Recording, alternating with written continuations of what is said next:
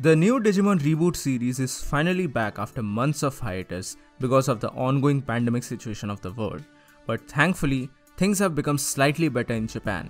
That's why we are seeing the return of weekly episodic anime series. So anyway, hey guys, my name is Soham and welcome back to WonderYZ, and today we are talking about Digimon Adventure episode 4.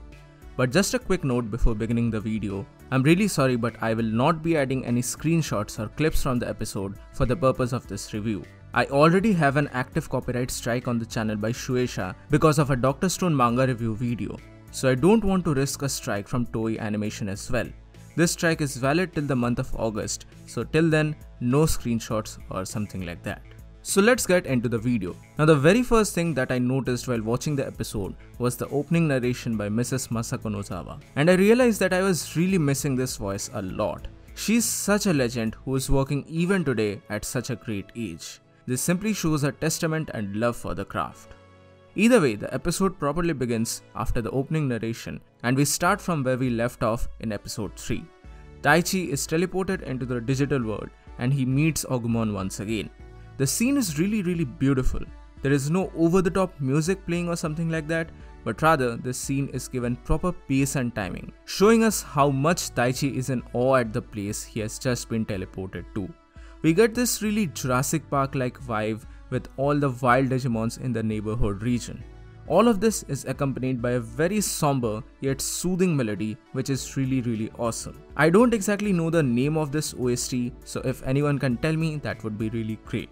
But either way, we are introduced or rather reintroduced to Sora, who also came into the digital world along with Taichi and Koshiro. She is visibly startled to see all the Digimon around her, but quickly she understands the situation. She also asks Taichi if Agumon is actually a dinosaur. A very apt question, Sora, a very apt one.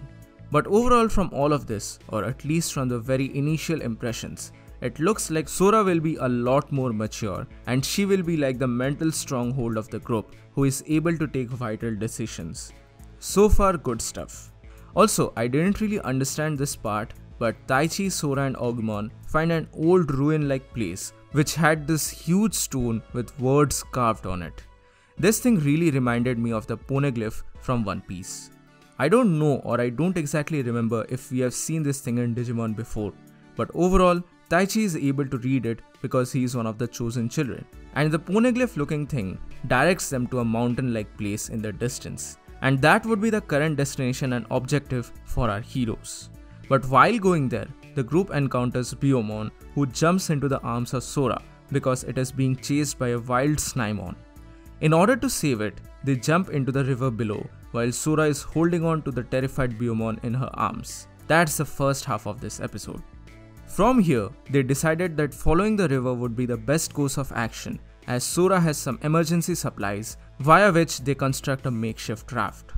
Now after watching 4 episodes, I'm certain that this reboot series definitely lives up to its name. It's not simply a battle shonen, and there is certainly a lot of adventure elements involved in it. The rafting part was really nice as well, and there is a lot of focus on the magical and mystical side of the digital world, which was really nice to see. Finally, before heading out, Sora and Taichi get to talk to Koshiro and Tentomon, who have landed in a different place. And now the main fighting part of the episode starts. There are 2 different Digimon that appear and start attacking our heroes. Agumon takes the stage on one side and he soon digivolves, and my goodness, this scene was godly. I don't know who made this scene, and I'm pretty sure that people like Anime AJ will do a breakdown of this scene, but my goodness, this Digivolution sequence was so damn beautiful. As a Digimon fan, this takes me back to my childhood days of awe and excitement. I just wanna say thank you so much. Either way, back to the scene. Greymon is handling the Digimon from one side, but on the other side, Biyomon is attacked and captured by the same Snymon. But Sora is not ready to give up yet. She climbs up on Snymon to rescue her friend, when finally Biyomon digivolves to save everyone. This is nothing extraordinary, we already know how this stuff works, but still it was decent enough to see. But one particular aspect which I really liked a lot was the active participation of our heroes in the combat. They are not simply relying on the Digimon right from the get-go, and this was nice to see. Either way, once everything is done and everything is settled, we finally get a glimpse of the mountain that was shown in the first scene. It's actually like a temple or a shrine which has statues of holy Digimon like Seraphimon, Omnimon and many more. This was really cool to see, and this will most likely link back to the feathers that Hikari saw in the first 3 episodes. Hikari and TK will definitely take the center stage in the upcoming future. But the episode ends with Koshiro and Tentomon getting engulfed by a massive Digimon as Tokyo's 72-hour crisis worsens. So that's basically Digimon Adventure episode 4.